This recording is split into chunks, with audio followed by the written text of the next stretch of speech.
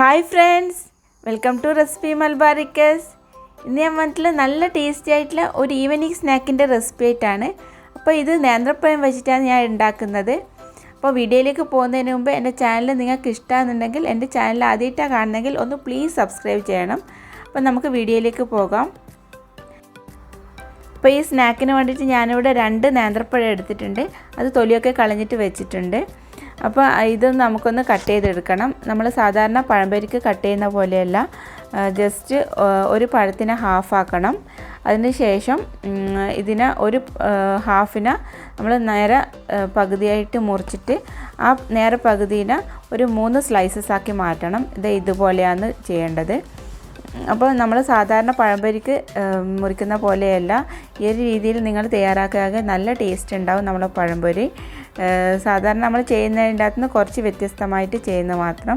അപ്പോൾ ഒരു പകുതി നേന്ത്രപ്പഴം കൂടി ഞാനിവിടെ ഒന്ന് മിക്സിയിൽ അടിച്ചെടുക്കുന്നുണ്ട്. അതിൻ്റെ കൂടെ ഒരു 1/2 കപ്പ് തേങ്ങ ചേർത്ത് കൊടുക്കുന്നുണ്ട്, തേങ്ങ ചിരവിയത് ചേർത്ത് കൊടുക്കുന്നുണ്ട്.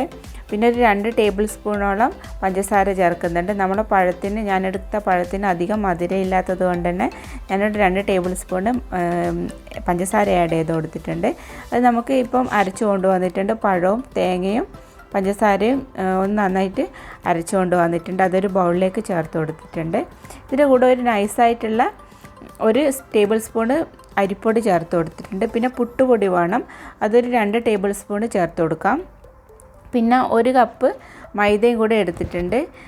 മൈദ ഒരു കപ്പാണ് ഞാൻ എടുത്തത്.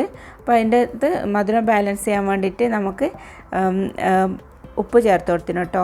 അപ്പം ഇത് നമുക്കൊന്ന് നന്നായിട്ട് മിക്സ് ചെയ്ത് കൊടുക്കാം. ആവശ്യത്തിന് നമ്മളിപ്പം സാധാരണ നമ്മൾ പഴംപൊരിക്കൊക്കെ ഉണ്ടാക്കുന്ന ആ ബാറ്ററിൻ്റെ അതേ കൺസിസ്റ്റൻസി തന്നെ നമുക്കിതൊന്ന് ബാറ്റർ ഉണ്ടാക്കണം. അപ്പം ബാറ്റർ ഒന്ന് നന്നായിട്ടൊന്ന് ലൂസാക്കുന്ന രീതിയിൽ വെള്ളം ഒഴിച്ചിട്ട് വേണം ഇതൊന്ന് മിക്സ് ചെയ്തെടുക്കാൻ. അപ്പം വെള്ളം ഒഴിച്ച് കൊടുത്തിട്ടുണ്ട്.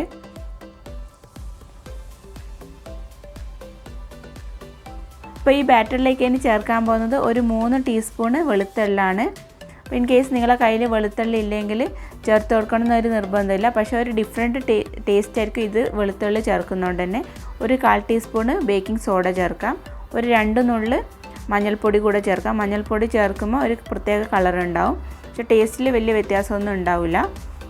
അപ്പോൾ അത് ചേർത്ത് കൊടുത്തിട്ടുണ്ട്. ഇനി നമുക്ക് ഇതൊന്ന് മിക്സ് ചെയ്ത് കൊടുക്കാം. ഇതിൻ്റെ കൂടെ തന്നെ നമുക്ക് ചേർക്കാനുള്ളത് ഒരു നുള്ള് ഏലക്കപ്പൊടിയാണ്. അതുകൂടെ ചേർത്ത് കൊടുത്തതിന് ശേഷം നന്നായിട്ട് ഇത് മിക്സ് ചെയ്ത് കൊടുക്കാം.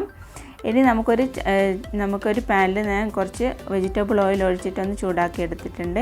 അതിലേക്ക് നമുക്ക് പഴം ഒന്ന് ബാറ്ററിൽ മുക്കിയിട്ടൊന്ന് നമുക്ക് ഫ്രൈ ചെയ്തെടുക്കാം. അപ്പം നല്ല മീഡിയം ഫ്ലെയിമിൽ വെച്ചിട്ട് തന്നെ ഇതൊന്ന് ഫ്രൈ ചെയ്തെടുക്കണം. അപ്പോൾ ഓരോ പഴവും നമുക്ക് ബാറ്ററിൽ മുക്കിയിട്ടൊന്ന് ഫ്രൈ ചെയ്തെടുക്കാം. ഈ ഒരു ഡിഫറെൻ്റ് ആയിട്ടുള്ള സ്നാക്കിൽ നമ്മൾ വെളുത്ത എള്ളെല്ലാം ചേർക്കുന്നുണ്ട്, നല്ല ടേസ്റ്റി ആയിരിക്കും. മാത്രമല്ല അരിപ്പൊടിയെല്ലാം ചേർക്കുന്നുണ്ട്, നല്ല ക്രിസ്പി ആയിരിക്കും ഈ ഒരു സ്നാക്ക്.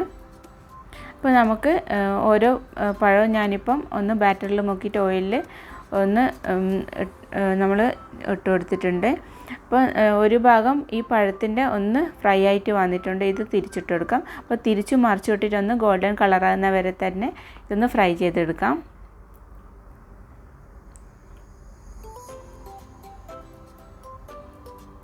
അപ്പം നമ്മൾ ഈ ഒരു സ്നാക്ക് നന്നായിട്ട് ഗോൾഡൻ കളറായിട്ട് വന്നിട്ടുണ്ട്. അപ്പോൾ ഇത് ഓയിലിൻ്റെ അകത്തുനിന്ന് കോരി മാറ്റാം. നമ്മൾ ഈ ഒരു സ്നാക്ക് ഒരു ഡിഫറെൻ്റ് ആയിട്ടുള്ള ഒരു സ്നാക്കാണ്. എല്ലാവരും ഇതൊന്ന് ട്രൈ ചെയ്ത് നോക്കണം, എന്നിട്ട് ഫീഡ്ബാക്ക് അറിയിക്കണം. കൂടാതെ ചാനൽ സബ്സ്ക്രൈബ് ചെയ്യാനും കൂടെ മറക്കരുത്. അപ്പോൾ നെക്സ്റ്റ് നല്ലൊരു വീഡിയോ ആയിട്ട് കാണുന്നവരെ താങ്ക്സ് ഫോർ വാച്ചിങ്.